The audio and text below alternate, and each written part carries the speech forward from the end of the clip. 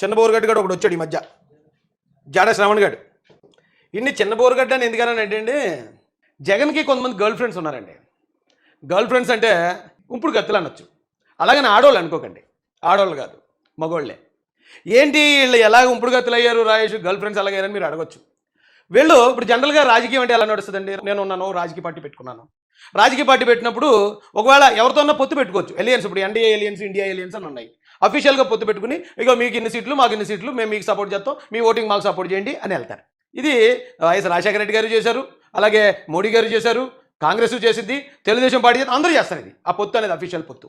అయితే ఈ అక్రమ సంబంధాలు అనేవి ఎలా ఉంటాయంటే, వీడు పార్టీ పెట్టాడు, బోరుగడ్డ అనిల్ గారు కూడా పార్టీ పెట్టాడు. అంటే పార్టీ పెట్టడం అంటే ఆడు రిపబ్లికన్ పార్టీ ఏదో చెప్పవడండి. వీళ్ళు వేరు వేరు పార్టీల్లో ఉంటారు. వీళ్ళకి వైఎస్ఆర్సీపీకి అఫీషియల్గా ఏ పొత్తు ఉండదు, అఫీషియల్గా సీట్లు కేటాయింపు ఉండదు, అఫీషియల్గా ఒకరికొకరు మద్దతు చేసుకోరు. కానీ ఇండైరెక్ట్గా వీళ్ళు వైఎస్ఆర్సీపీ కోసం పనిచేస్తూ ఉంటారు.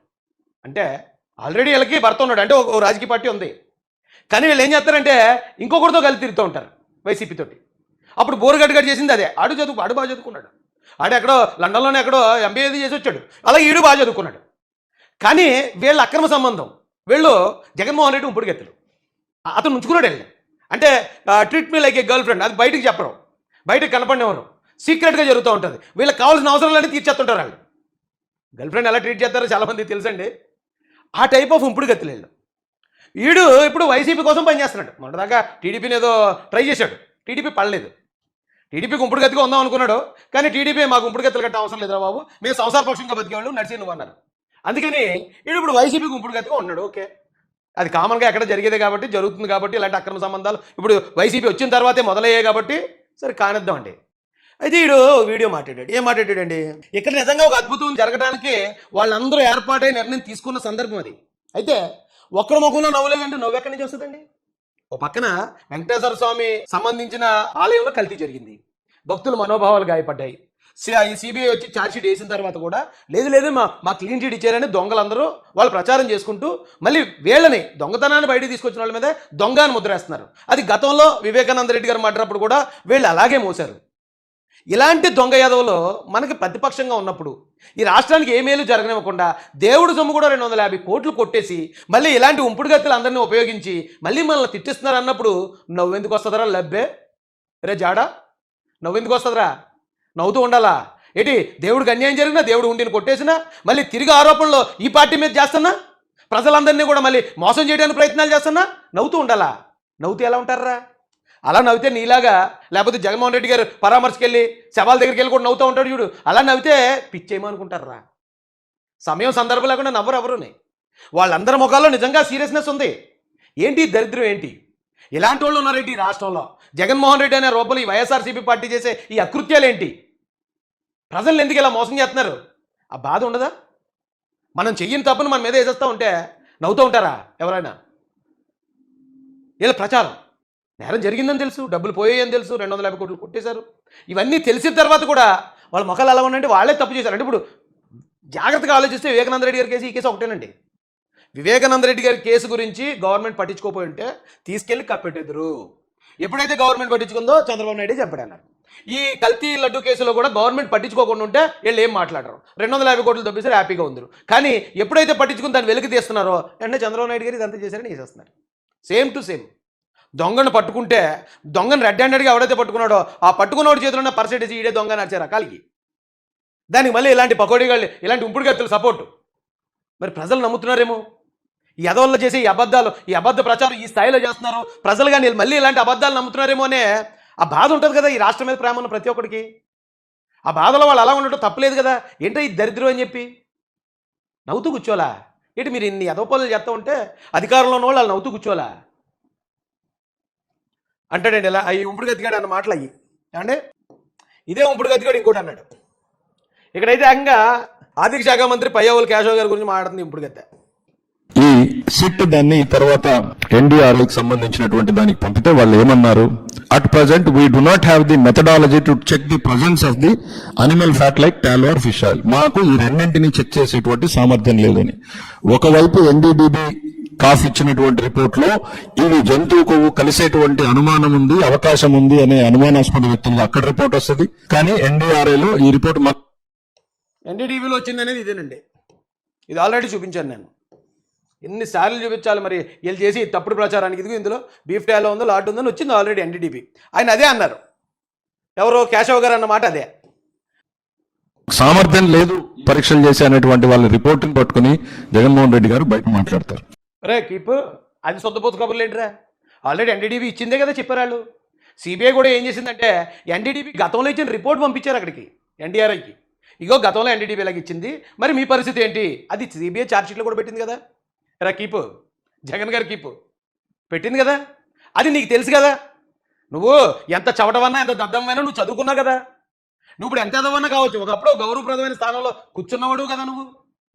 ఇప్పుడు నువ్వు కీప్గా మారిన తర్వాత రూల్స్ అన్నీ మార్చేసాడు రా కీప్. నువ్వు గతంలో పట్టుకుని వచ్చేవాడు కదా, ఆధారాలు పట్టుకొచ్చేవాడు కదా, ప్రతిదీ కూడా ఆన్ పేపర్ మాట్లాడేవాడు కదా. మరి ఇప్పుడు ఎందుకు ఆ ఛార్జ్షీట్ పట్టురాలేదురా కీప్? ఆ ఛార్జ్షీట్ పట్టుకొచ్చి దానిలో ఇక ఎలా చెప్పారు సిబిఐ వాళ్ళని చూపించాలి కదా నువ్వు. అది చూపించకుండా నీ సొల్లు మాటలేంటి, నోటికి ఏదొస్తే అది వాగటం ఏంటి? ఈ అక్రమ సంబంధాలు ఏంట్రా బాబు? నీకు పార్టీ ఉంది కదరా, ఒకవేళ పార్టీ లేదనుకో ఆ పార్టీని ముగిస్తే నువ్వు వైసీపీలో జాయిన్ అయిపో, గౌరవంగా ఉంటుంది. ఎస్, ఈ రాష్ట్రంలో పెద్ద పెద్ద నాయకులు కూడా ఏదో పార్టీలో పనిచేసిన వాళ్ళే, తప్పేం కాదు. ఓ పార్టీ పెట్టుకోవడం ఎందుకు? ఈ రంగు వ్యవహారాలు, ఈ అక్రమ సంబంధాలు నడపడం ఏంటి? నా దగ్గర ఆధారాలు ఉన్నాయండి, నేను ప్రతిదీ డాక్యుమెంట్ చూపించాను.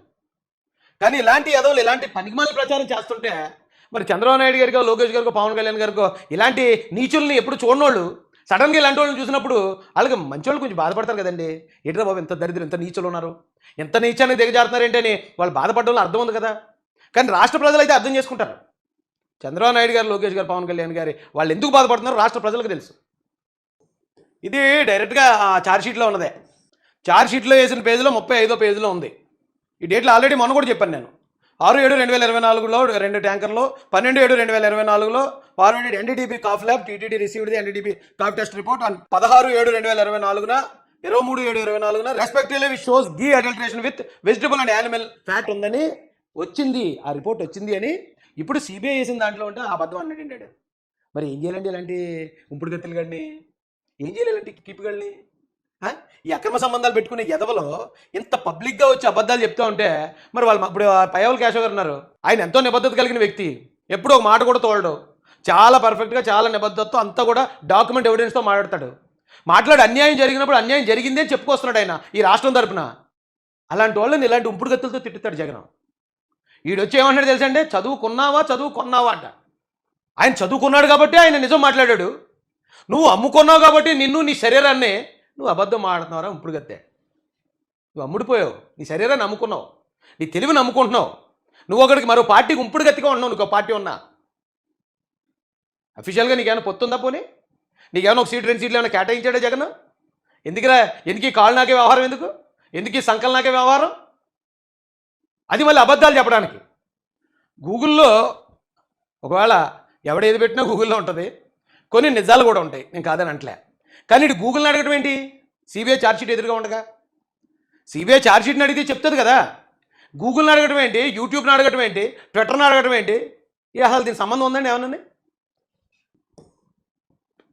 ఇదిగోండి వాళ్ళు వేసిన ఛార్జ్షీట్లో ఉన్నది. ఇది dated 72 samples analysed using PCR based method. అందులో అనలైజ్ చేశారట.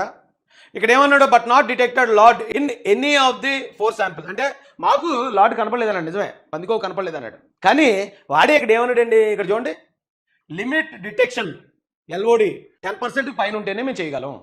ఒక 100 గ్రాములు ఉన్న దగ్గర ఒక 10 గ్రాముల కన్నా ఎక్కువ కలిస్తేనే కలిపి వాళ్ళు కనిపెట్టగలరట. ఇక లిమిట్ అది క్లియర్గా ఇచ్చాడండి. ఇక చూడండి, డిటెక్షన్ లిమిట్ 10% కన్నా పైన ఉంటేనే క్లియర్గా ఉంది ఇక్కడ. అదే ఎప్పుడైనా పయ్యావుల కేశవ్ గారు అది చెప్తే అది అబద్ధం చెప్పాడని వీడు నోటు మాటతో చెప్పేస్తున్నాడు. ఈ కీప్గడ్ నోటు మాట, ఏ ఎవిడెన్స్ లేదు, జస్ట్ నోటుతో చెప్పేస్తున్నాడు అంతే. ఆ పయ్యావుల కేశవ్ గారు అబద్ధం చెప్పారు, నేను చెప్పేది ఆయనేమో ఆధారంతో అక్కడ డాక్యుమెంట్ ఎవిడెన్స్తో ఆయన చెప్తాడు. ఈ బోగ్గడు వచ్చి ఏమి లేకుండా నోటుతో చెప్పేస్తున్నాడు అబద్ధం అని. మరి ఇలాంటి ఎదవలు ఉన్నప్పుడు బాధపడతారు కదండి. వాళ్ళ మనసు బాధ కలుగుతుంది కదా, వాళ్ళు నిజాయితీగా పనిచేస్తున్నప్పుడు, రాష్ట్రం కోసం పనిచేస్తున్నప్పుడు. తప్పు చేసిన ఎదవలు అంటే, దొంగలు అంటే వాళ్ళే తిరిగి మన మీద బ్లేమ్ వేసేస్తూ ఉంటే మరి బాధ కలకి ఏం జరుగుతుందండి? నవ్వు వస్తుందా? ఎందుకు వస్తుంది నవ్వు? ఏమండి, TV9 ఎవరికి అనుకూలంగా పనిచేస్తుందండి? TV9 గతంలో లోకేష్ గారి మీద ఒక తప్పుడు స్టోరీ ఇచ్చేసిందని నేను గట్టిగా ఇచ్చేస్తే నా మీద కూడా కేసు పెట్టారు వీళ్ళు. ఆంధ్రలో 2, తెలంగాణలో 2. అంటే కంప్లీట్ జగన్ కోసమే పనిచేసింది ఇది టీవీ 9. అలాంటి టీవీ 9 కూడా ఏం చెప్తుందండి,